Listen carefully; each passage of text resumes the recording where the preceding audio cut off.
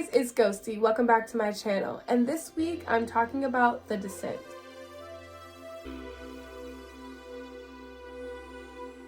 It's the Thursday and we just celebrated International Women's Day. So in honor of that, I decided to cover The Descent. I technically have seen this movie twice before, but I don't have any memory of it. I only remember watching Descent Part 2, which I didn't like, so I assumed I didn't like this movie either. I listened to a podcast episode on the Everything Trying to Kill You podcast, which is a great podcast, but they covered this movie and I was like, whoa, this does not sound like The Descent that I remember. I planned to revisit it and it just so happened to align with International Women's Day, so here we are.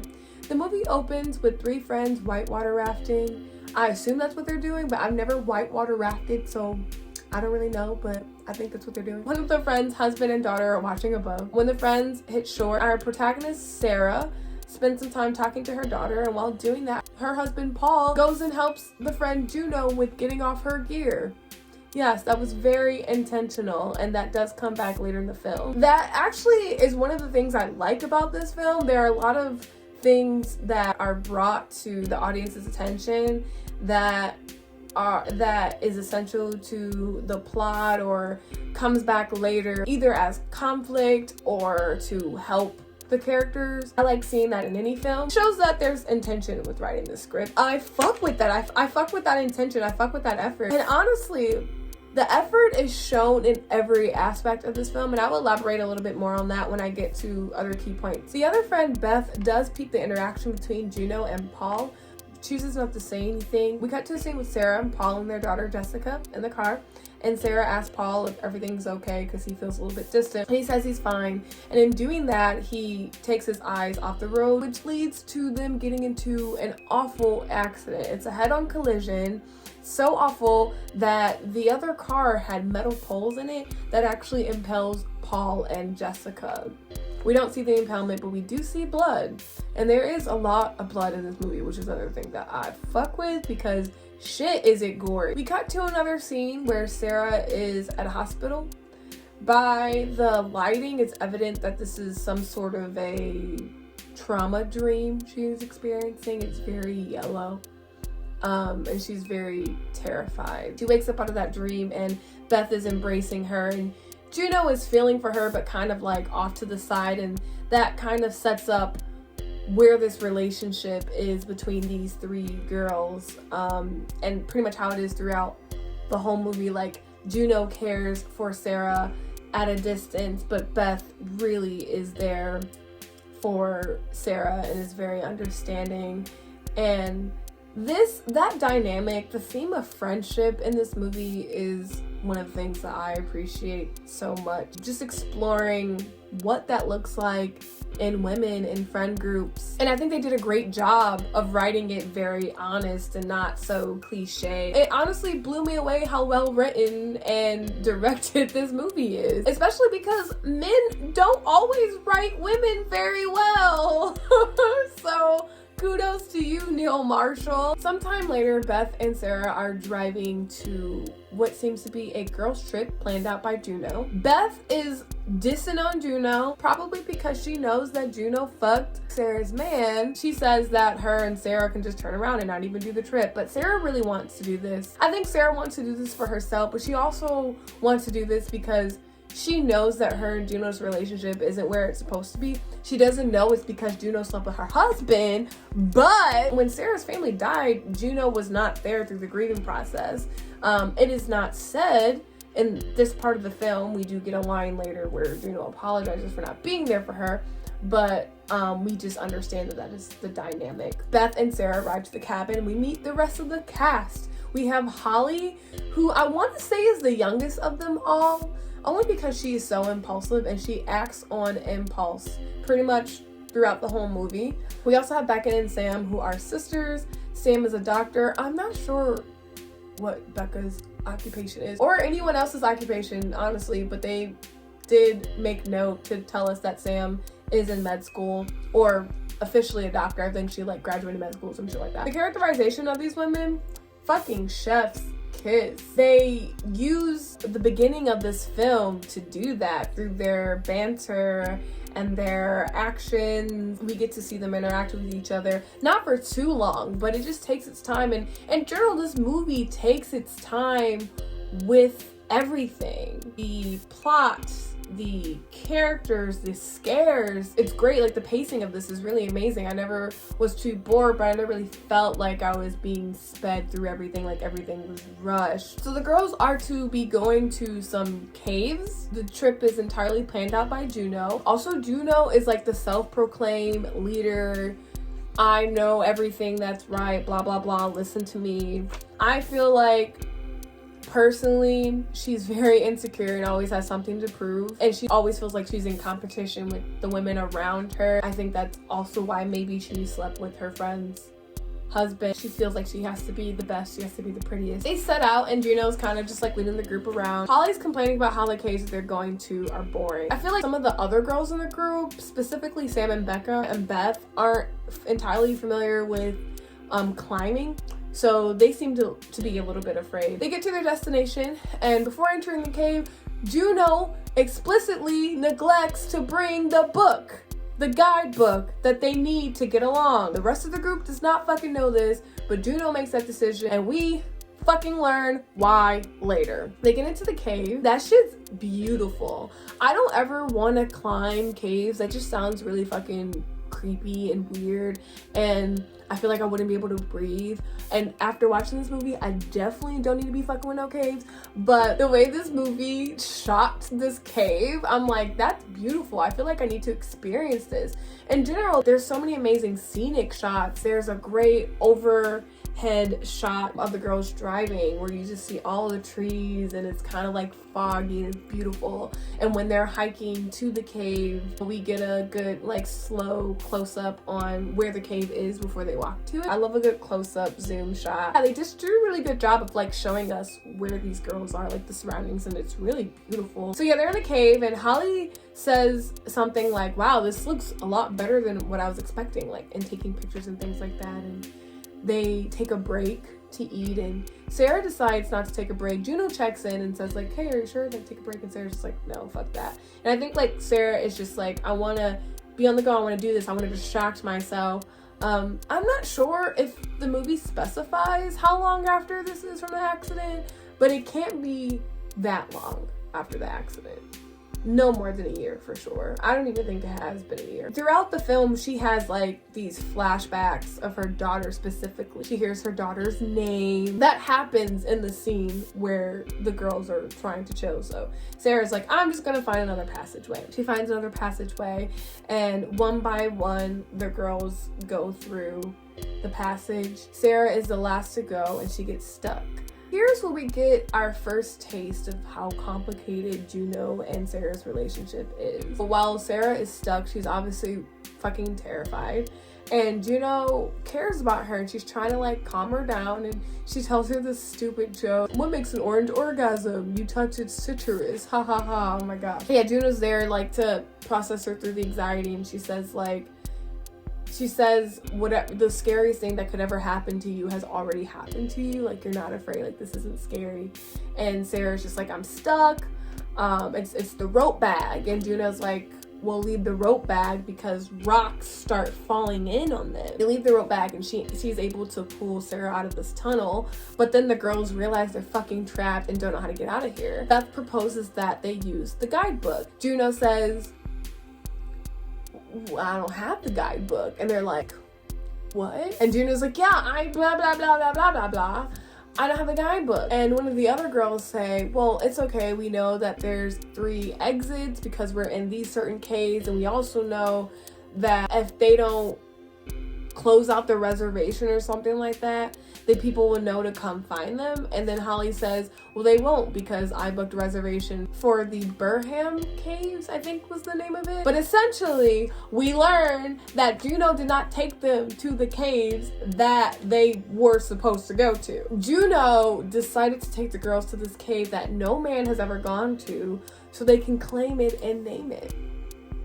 And Beth says exactly what the whole fucking audience is thinking. She says this isn't a girls trip or something like that. This isn't like an us trip. This is an ego trip, which it is. It's literally Juno being selfish and trying to accomplish a mission and using her friends to do so. And I'll say this, I'll probably shit on Juno a lot. I don't think she's the worst person. I think she's just a complicated person, and I think that she has problems that she needs to work through. But because she has problems, she makes a lot of poor decisions. But that is what I like about her and about this movie in general, because all of these characters are complicated. They're not one-dimensional at all. And it's nice to see women not be one-dimensional in a horror film for once. Nonetheless, they keep trekking on and decide that they're going to find a way out of these caves. We get to a scene where they are to cross over this hole. This film explores how frightening it is to be like climbing and traveling, like claustrophobia and the fear of the darkness, as well as the creatures which are introduced later in the film. This scene highlights the fear of, you know, nature. You know, they are to climb across, and that was a very like anxious, intense scene. We thought we almost lost Juno for a minute. While they're trying to cross this gap, Beth, I think, or one of the girls, finds a Pelton, which is like a tool used to climb. That leads them to believe that somebody has been in these caves before. Juno says that the tool is about 100 years old. Nobody has named this cave. Whoever was down here didn't escape. Why haven't they escaped?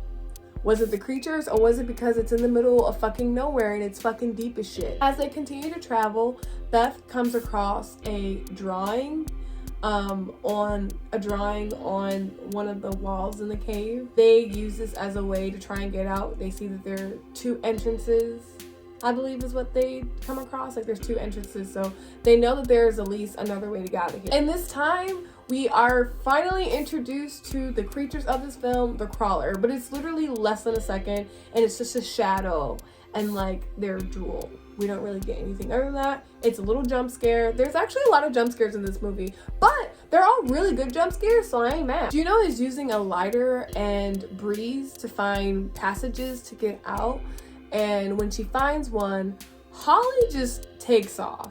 That is that impulsiveness that I'm talking about. She just fucking runs, and she thinks she sees daylight, so she's like desperate and like, I want to get out of here. Oh my god, yes, it's away. And she ends up falling and breaking her leg. That injury looked fucking disgusting. Her bones sticking out and shit.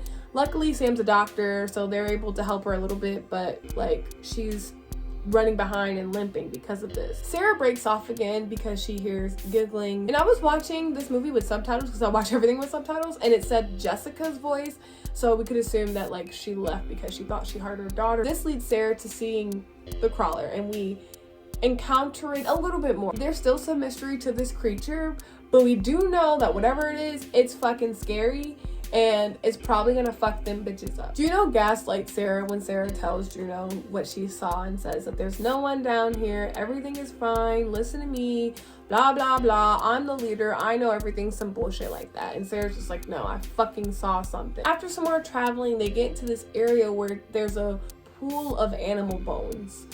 Part of me doesn't trust that it's actually animal bones, seeing as the crawlers seem to eat humans, but I mean, it could be that. And Sarah pulls out the camera so she can turn on the infrared feature to get a better view of this area because it's really dark, and they have to preserve their battery. They have to preserve the batteries and the lights that they have. And with the camera, she sees a crawler. We get our jump scare. Probably the one that comes up the most when you look up this movie. It got me. It totally got me. There's a crawler literally standing by the girls, and it's all like, and its head is a little tilted. By this point, we're about an hour in the film, and this is where we get to the fucking scary shit. So upon seeing the crawler, the girls obviously disperse in fucking fear. I think like Sarah says, like, I told you there was someone down here, and Juno was like, that's not someone, that's a fucking creature, what the fuck? The crawler eventually gets a hold of Holly because she's the hurt one and takes a fucking chunk out of her neck. It's so disgusting. And Juno is like, I'm gonna fight this bitch. She's literally fighting over Holly's body with this other creature. Like they're playing tug of war with Holly's body when another creature comes up and attacks Juno, and Juno's handling them both. Honestly, Juno's kind of a bad bitch. All these girls are bad bitches, But if I had to like rank them, Juno would definitely be at the top. I would say Sarah would be in second place. So she's taking on these two creatures and eventually is able to use a climbing tool to kill both of them. And in the adrenaline and the heat of the moment, she stabs fucking Beth. So not only did Juno backstab Sarah by sleeping with her husband, she backstabs Beth by fucking killing her. We then go to where Sarah ended up and she wakes up. What I believe is Holly's body is flung to her or flung in front of her, and she uses the camera to look at the crawler. The crawlers are blind. They go on sound. She stays very still and doesn't make any noise, and uses the camera to kind of get an eye. And us as an audience also gets to get a better close-up of this creepy ass creature. Crawlers are scary. Like, they're probably, you know, they're up there on the most terrifying horror creatures. Yeah, for sure. And we then go to Sam and Rebecca, who also encounters a crawler. And in this scene, we also get another up close. I think we might even get a jump scare. We get to see the crawler in all of its disgusting scariness. Sam makes note that they are blind and go off on sound. After the crawler walks past them, Sam's watch goes off. Earlier in the film, they referenced the watch, how it's stupid and doesn't work the way it's supposed to work, so we knew it was gonna come back. But she rips the watch off and throws it another way to deter the crawler from getting to them. But in this, Juno hears the watch, and we can assume she follows that noise because she ends up meeting with Sam and Rebecca. When Juno meets them, she says, yeah, Beth didn't make it, nor did Holly made it. And she says that there's markings from the person that was here before, so there is a way out and they can get out. Becca and Sam are like, fuck yeah, let's do it. But Juno says that she cannot leave without Sarah. Again, complicated relationship. You slept with her man, you seem to only be selfish, but you still care about her. It's like, I don't know how to feel about Juno, but I like it. They're attacked by crawlers again, and Juno's able to kill that crawler. Juno asks Sam what this creature is because I guess they assume because she's a doctor, she just knows these things. I don't know if that's entirely accurate, but okay. And Sam says, like, this is definitely not human. And I think Juno's mission now becomes, let's not claim this cave, let's kill all these things. And it has nothing to do with like trying to save everybody, but again, another ego boost thing. And I think she just wants as much information about them as possible so she can get the upper hand and kill them. Meanwhile, Sarah finds Beth, who is surprisingly not dead. Sarah tries to stay with Beth and says, like, I'm gonna stay with you, we're gonna get help, we're gonna find Juno, we're gonna get you out of here. And Beth says, no, fuck that bitch. Well, she doesn't say that, but she does tell her not to trust Juno. And Beth tells Sarah that Juno actually did this to her. And Sarah also finds a necklace that Juno was wearing at the beginning of the film, and she actually kissed it at some point, so you know, like, it matters to her. Beth says Paul gave that to Juno. So Sarah just found out how much of a backstabbing twat Juno actually is. We have this really sad moment as Beth is passing. The music is amazing. That's another thing I love about this movie, the score. Oh my god. One of the 2 times that I've technically watched this film, I watched it at my aunt's. She put it on while we were sleeping, and the volume was really loud, but I really didn't want to watch it because I really wanted to go to bed. But I ended up having to just watch it with my ears because I couldn't fall asleep. And I remember hearing the music from it and thinking, like, this music is like invoking some emotion out of me. Score, chef's kiss. Shout out to whoever did music for this. I didn't get a chance to look that up, but shout out to them. This heartfelt moment of Beth dying is ruined by a crawler, and Sarah eventually runs away. I forgot to mention that when Holly's body is flung in front of Sarah, she actually loots the body to make some sort of torch to get around. But as she runs away, she jumps into this pool of, you know, honestly, it looks like it could be blood, but also it could just be really red because of how saturated this film is with the red. I'm not really sure, but whatever it is, fucking cool. Her slowly getting out of this pool of redness looks beautiful. And the crawler is in the water and jumps and gets on top of Sarah, but Sarah does eventually get the upper hand and whoops that crawler's fucking ass. We go back to Sam, Becca, and Juno, and I'm not entirely sure the sequence of events that take place. Sam gets separated from the group. She ends up suspended in the air, and the girls try and encourage her to get through, but she ultimately doesn't make it because a crawler comes and just fucking slits her throat and just leaves her hanging there. And her sister, Becca, and Juno had to watch that shit.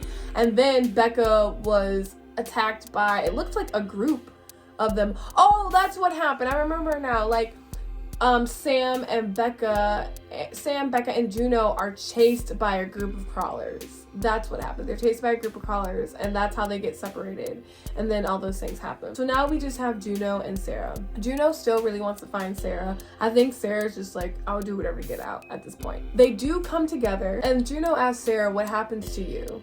And I don't think she actually answered that, but Sarah asks about the others, and Juno says, like, nobody made it. And Sarah said, what happened to Beth?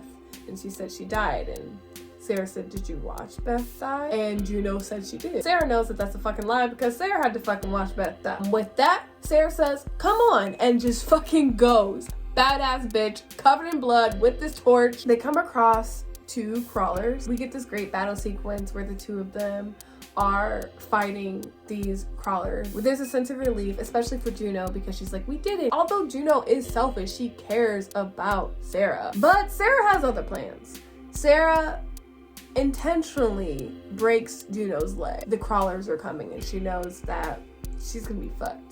And that is Sarah's way of getting revenge. I wasn't expecting that. I was expecting the kumbaya ending. But you know what? I ain't mad. It sucks to have to learn about how much of a backstabby twat your friend is while you're all stuck in the caves. Also, it is literally Juno's fault while they're stuck in the cave. There's a lot of reasons why Sarah was like, fuck you, bitch. I'm getting out of this cave by myself. I don't need you. We get this great, like, good for her moment. Sarah is able to get out. She finds daylight. She crawls out. Her, like, hand comes, and it kind of reminds me of Evil Dead or Carrie or something like that. And she runs. She runs, and she keeps looking back, you know, kind of like, oh my God, are they following me? She gets to the car, and the way she touches the car is just like, oh my God, like, I'm out. There's daylight. I can breathe. Yeah, that first breath of air Sarah takes when she gets out of the ground, it's like, man, oh my God, I love that. She gets in the car, and she's just driving. She's trying to get as far away as possible from this place. And she parks for a little bit, and there's a jump scare of a semi coming, and that's just the reminder that Sarah still has this trauma of the accident. Thank God she didn't get hit, because I was like, if they fucking kill her, I'm gonna fucking beat this movie up. But I wouldn't be surprised if there's like an alternate ending where she does die. We then just get like a ghost girl jump scare of Juno, which I feel like ghost girl jump scare in a car happened a lot in this era of horror movies, so I think that makes sense. And yeah, credits over pictures that they took before they got to the cave. Overall, I fucks with this movie, guys. I fucks with this movie. It's so refreshing to see an all-star woman cast. It's evident that the people that were brought together to make this film knew what the fuck they were doing, cared about the story they were telling. And I especially like that this is a feminist film, but it's not so in your face and not here to really teach you a lesson. It's just a film about women that are badass and also struggling in life because of trauma, because of friendship is fucking hard, and also because creatures are crawling in this cave. I think that this is going to be one of my favorite horror films, and I'm excited to watch it again. I think I might watch it again later this week, honestly, because I just love it that much. The music is great, cinematography, beautiful. This movie is beautiful, and I'm not just saying that because there's a lot of red, and I love the color red. The kills are great and gory. There's a lot of great jump scares in this. I think it's an amazing film. I give it 5 stars on Letterboxd, and it's currently sitting at 3.6 stars on Letterboxd, and I think that's fucking evil. So go watch that movie and give 5 stars. Thanks guys for watching this video. If you liked it, you can give it a thumbs up, and be sure to subscribe to my channel. You can hit the bell to be notified whenever I release a new video. You can follow me on social media. I'm on Instagram at DiscoLlama, Twitter at Ghosdee, and Letterboxd at Ghosdee. I see you guys in the next video.